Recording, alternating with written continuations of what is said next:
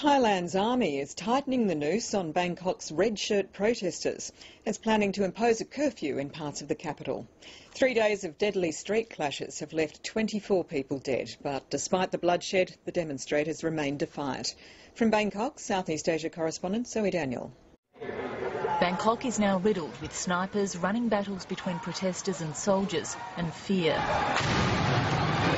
They're shooting sniper from the on top this hotel and 3 people die. There are now declared live fire zones in a number of locations around the city. Most of those shot have been civilians, and people are being warned to stay away.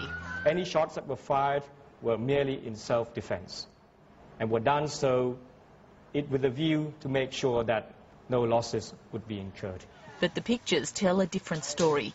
There's increasing visual evidence of soldiers firing at anyone who comes too close. Although there's no doubt that the red shirts do have weapons, however crude. Some embassies are evacuating non-essential staff from the city. Tourists have been repeatedly warned to stay away, but some haven't. We got to see shooter fire, fire going across the sky, and we heard bangs and guns going off for the first night.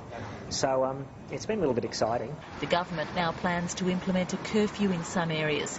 The army says it wants soldiers to be able to differentiate people from terrorists. We've come out to outside the rally zone just to see how life's functioning outside the centre of the city. There is traffic around and people, but there are soldiers too.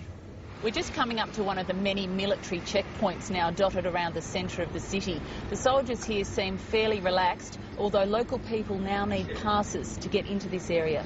Red shirt leaders have just released a statement which offers new unconditional negotiations with the government. The lawyer for red shirt figurehead Thaksin Shinawat has arrived in Bangkok to gather evidence of wrongdoing. Absolutely.